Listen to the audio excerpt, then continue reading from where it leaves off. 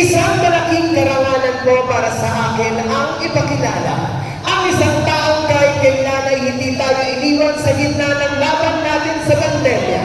Ang isang taong tunay na nagbigay ng pagmamahal, malasakit at lalo higit ang naging kaagapay natin lalo higit sa oras ng ating pangangailangan. Ang batang galing sa hirap, nagsumika. Ang batang Maynila, Lorde Isko Moreno Tomagoso. Hi! Hello! Sino kaya ang pinakagising? O, Todits, ha? O, hi! Hello!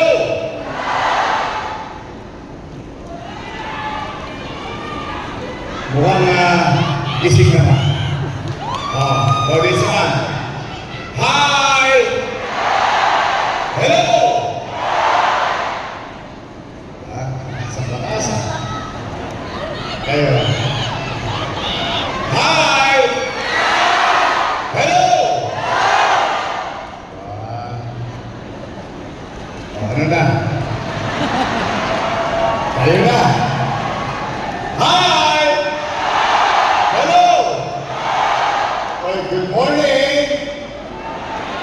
Maraming salamat sa Diyos at nakarating kayo ng ligtas.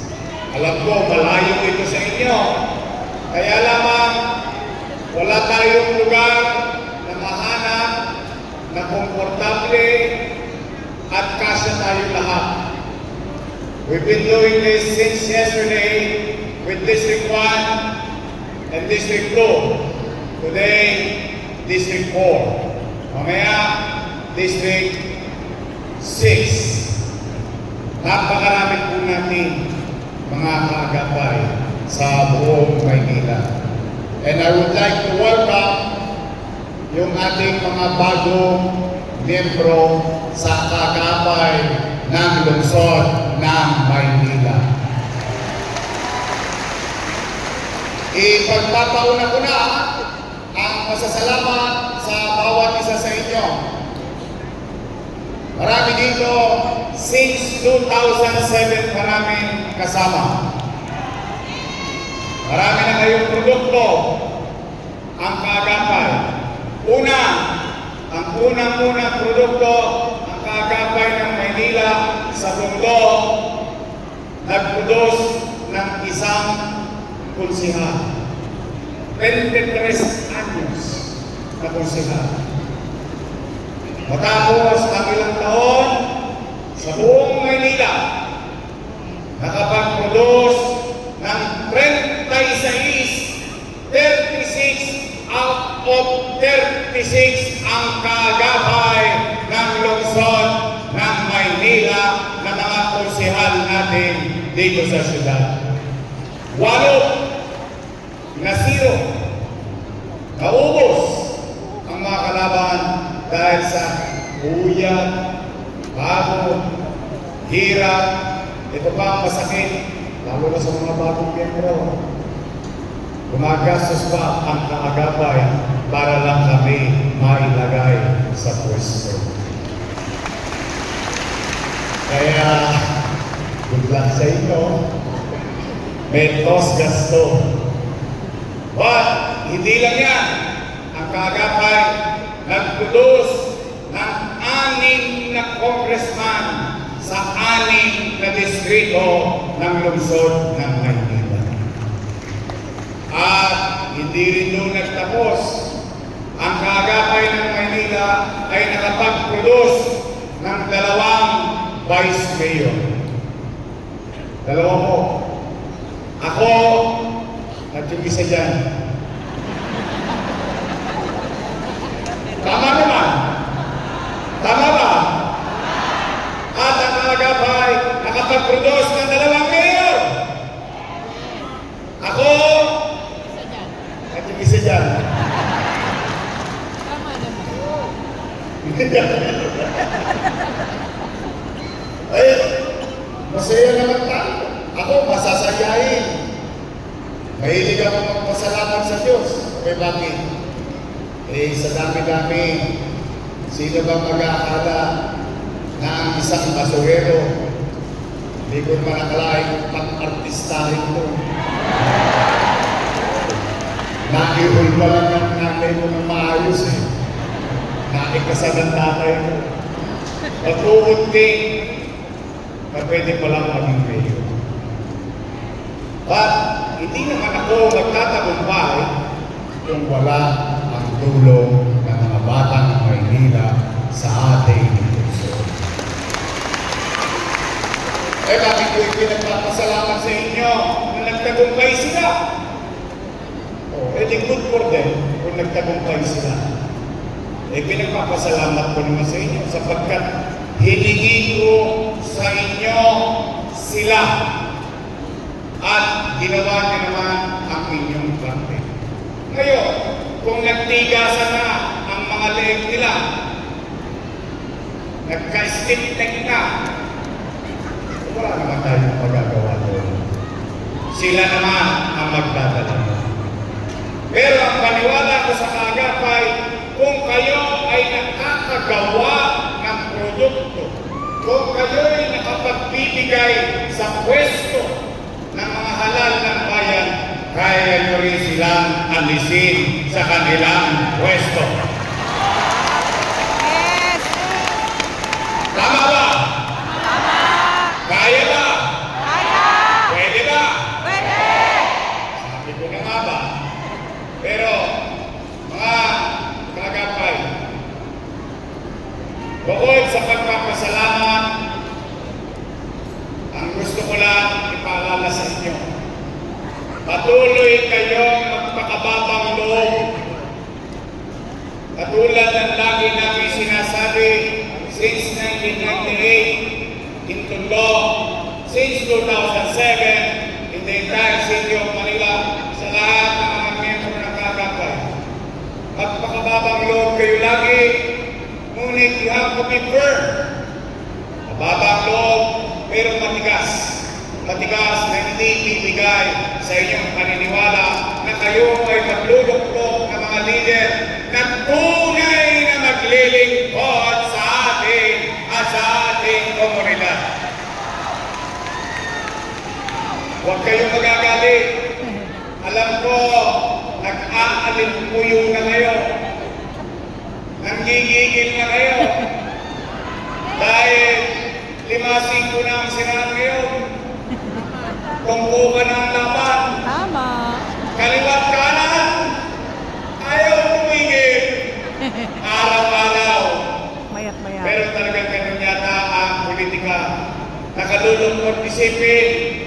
Ay yung mga dati. Yung dati. Yung dati.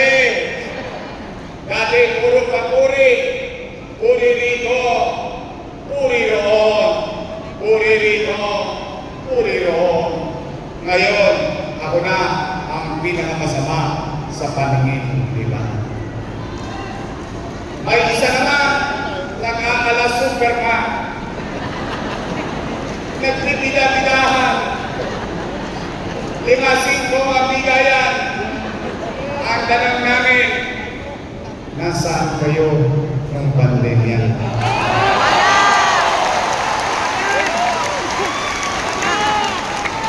Madami pala silang pera.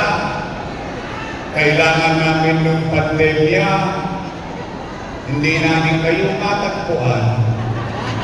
Ngayon, kapitbahay na namin kayo.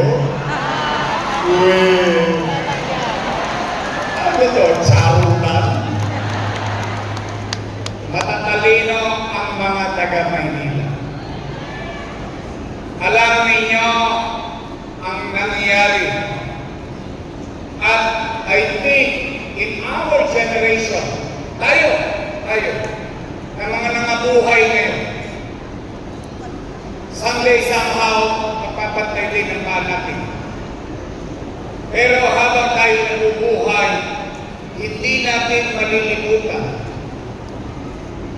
sa ating karanasan ang hirap, takot, pangamba sa araw-araw ng ginawa ng Diyos noong panahon ng pandemya. Magiging bahagi siya lagi ng ating kwentuhan sa ating mga anak, sa ating mga kamag-anak at kaibigan at tahanan. Hindi na yan mawawala. Kaya ang tanong namin, nasaan kayo noong pandemya? Nowhere to be found. Ngayon, ala, parang Superman na. Nagkagaling-galingan. Salam, mga kaagapay. At least, meron man ako itatangis ng ilong sa inyo. Yung hirap, uyat, pagod na inalay niyo sa amin para kami magtagumpay. I hope yung napanood yung video, hindi mo kayo naipahiya sa mga kaibigan, kamag-anak at pamilya. Doon man lamang makita ninyo at masabi ninyo na yung inyong pinaglaban, yung inyong pinagtanggol, yung inyong itinaguyod na mga leader, naglingkod ng tapat sa ating lungsod ng Maynila. Kaya, kaagapay, totoo ba? Totoo ba? Totoo ba? Totoo ba? Kaya ninyo maglagay sa pwesto ng mga lingkod bayan sa ating lungsod ng Maynila? Totoo? Totoo? At totoo rin ba kung kayo ang naglagay, kayo din ang mag-aalis sa kanila? Handa na ba kayo? Handa na ba kayo? Handa na ba kayo? Gusto nyo bang ibalik natin ang kaaliwasan? Lipunin natin ulit ang kadugyutan ng Maynila. Bakit tayo parang nilikwak na nadugyot ulit ang Maynila ngayon? Gusto nyo bang tapusin natin ulit iyon? Gusto nyo bang palayasin natin ulit ang mga Tolonges?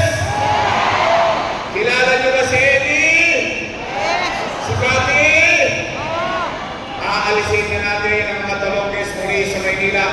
Ibabalik muli natin ang kapanatagan ng pamumuhay sa lungsod ng Maynila.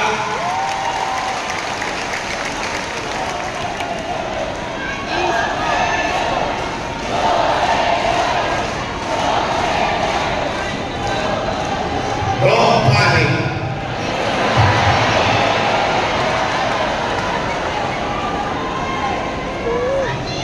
Iwangan ka na rin, ha? Huwag mong itetrese yan, sasagad yan. Masaya ako. Ay tuloy na tuloy na laban. 85 days to go. Kaya niyo mo ba? Kakayanin niyo ba? Kaya hindi pa natin dahil naniniwala ako sa inyong kakayanan. Ngayon, narito na tayo. Sa Marso 28, magsisimula na ang laban. Mag-iikot na tayo muli. Kami iikot. Kami buo ng your questions. Kaya naman, kung po pwede, Wilco, gusto nyo ba ibalik ang gobyerno mabilis kumilos? Gusto nyo ba yung gobyerno may tainga sa tao? Gusto nyo ba yung gobyerno hindi na natutulog sa lungsod ng Maynila? Ang pakiusap ko, huwag ninyo akong bibigyan ng mga Tolonges na kasama. Yun ang sikreto ng isang gobyerno mabilis kumilos. Alam naman natin, kapag naiba ng landas ang iba, wala nang gagawin nyo kundi kontrapelo. Kontra rin o kontra ron, kontra rito, kontra ron. Wala sila malaw. Kaya, ang pakisuyo ko lang, total, may panahon ka, mag-uni-uni kayo. Mag-isip-isip kayo. Ang pakisuyo ko lang, nagawa nyo na dati, kaya nyo gawin muli. Pwede ba? Your best choice is right. Yes!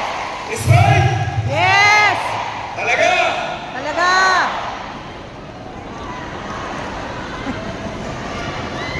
Bibili ako ng dividend-laso.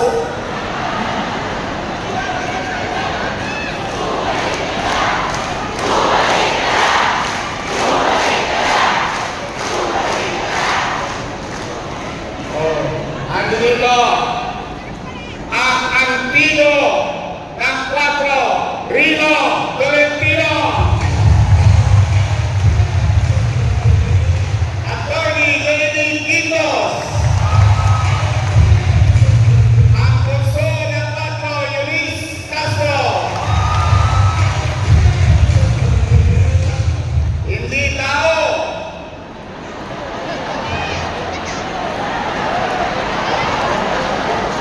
Hindi hayop. Bagay ito. Robby Bagay. Ang ating Dr. Dong Alyon. Kapag kagipit sa Mumbai, Maapit! kaya ba ito kayo? Huwag ka magalala. Doubt lang yan. DJ Ragazzi! Congratulations, District 4. Elim sa ko sa inyo. Bakit? Pag kayo bumoto na ng congressman, tinatapos nyo ang termino. Yun ang isang napansin ko sa inyo. Wala nang ligwangan. Basta natira mo na, matatapos na. Hindi nyo na pinatitira sa iba. Baka mapanis pa. Bagatsi, tinapos natin. Bakani, tinapos natin. Nakatapos lahat sila. Si Bunuan. Bulongan, natapos natin. Masego. Si Congressman Maceda, natapos natin. Tama naman. Pag natapos ang isa, iba ang binoboto natin. Tama mali? Kaya naman, baka naman may buwang pa dyan sa puso ninyo. Pwede ba? Pwede? Hindi! JPD!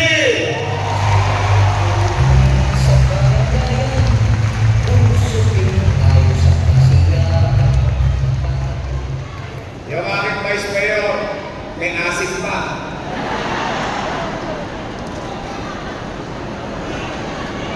Walang talaga. Dalaman. Siya po ay graduate ng Lasal. Yes, mahilig ako sa Lasal. Dahil yung si Lainey, Lasalista yan. May English pa yan. Nadali ko sa Getty.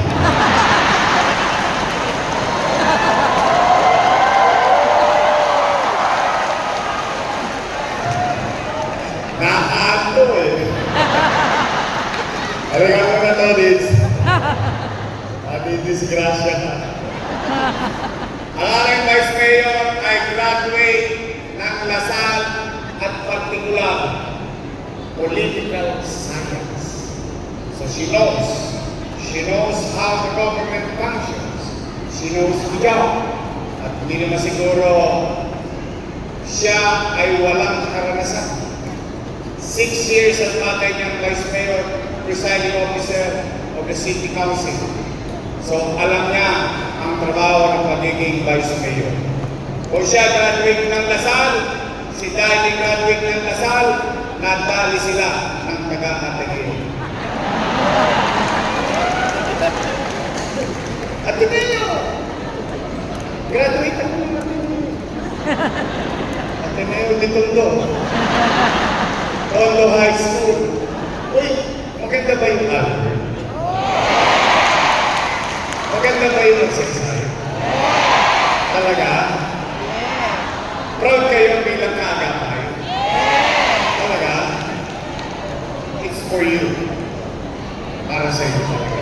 And many more to come. May awa ang Diyos. Ang aking Vice Mayor, si Atienza!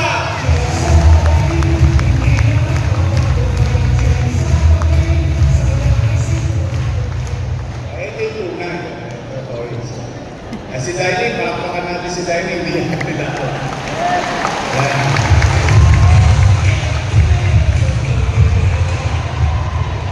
Ang mga taga-Lasal, madadayang yung cellphone lang yan.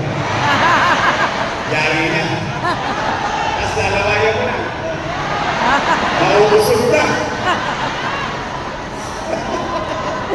Kagabal! Hanggang mo! Isigaw na sa mundo! Handa na kami! Handa na kami! Babalik na kami! Babalik na kami! Mag-iingat kayo sa pag-uwi. Aasa kami, katulad ng inasahan namin dati at katulad ng paniwala namin dati hanggang ngayon, ang paniwala namin, nagawa nyo na dati, kaya nyo gawin muli para sa inyo, para sa anak nyo, para sa lungsod na ating kapanganakan at buong buhay natin, dito na tayong nagpamilya. Para sa lungsod ng Maynila at mamamayan nito, Kagapay, let's go Manila! Great again! Pagpalain naman kayo ng buong Manila! Manila! Thank you! Maraming salamat po, Yorme Isko Moreno de Barroso at Vice Mayor G. Atienza. Muli po mga kagabay, Vice Mayor G. Atienza at Yorme Isko Moreno de Barroso.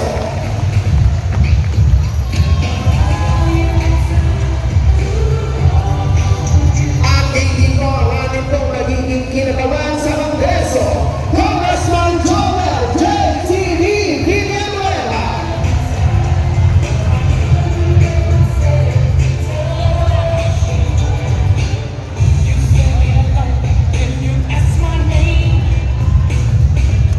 Muli mga kaagapay ng Distrito 4, maraming salamat po sa inyong pong pagbibigay ng pagkakataon na makasama po namin kayo ngayong umaga. Muli po, isang malakas na palakpakan naman po, Vice Mayor G. Atienza at Yorme Isko Moreno Tomados.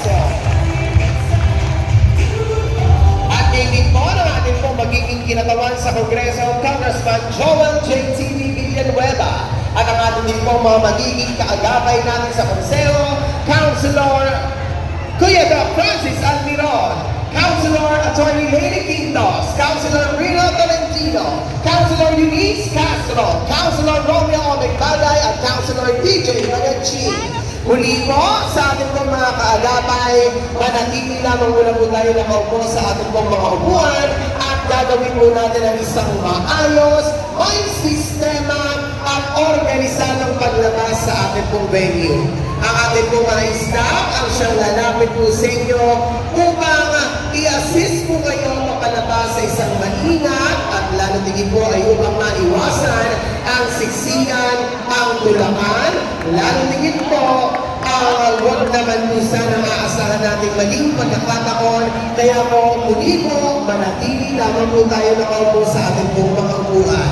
At panawagan po kay Nanay Rosahenia Victoria, nalaglag po ang inyong pong ID. Kaya Nanay Rosahenia Victoria. Ay, ang susi mo, MR. Yeah. MR. Sige, bago natin ibigay yung susi kay Kuya, i-check muna natin ang ORC. Barangay Certificate, MR. Muli po sa ating po mga kaagapay ng Distrito 4, manatili lamang po tayo nakaupo sa ating po mga upuan at ginagawa na po natin ang isang maayos, organisado at may sistemang paglabas ay upang maingatan po kayong lahat sa inyong pong pag-uwi at lalatigin sa pagbaba po sa ating pong mga hagdan.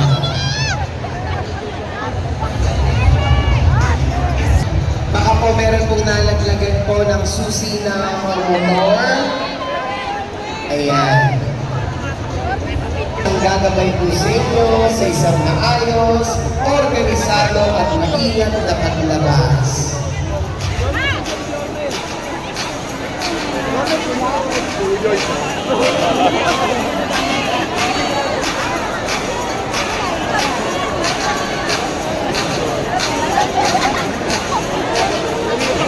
At wala na rin po tutugtog po doon sa huling pila para hindi rin po magugulo pa ang inyong po maayos na pagpila. Mabilis lang naman po ito. Basta po ano. Yan, muli mo sa may nawawala ng susi ng motor.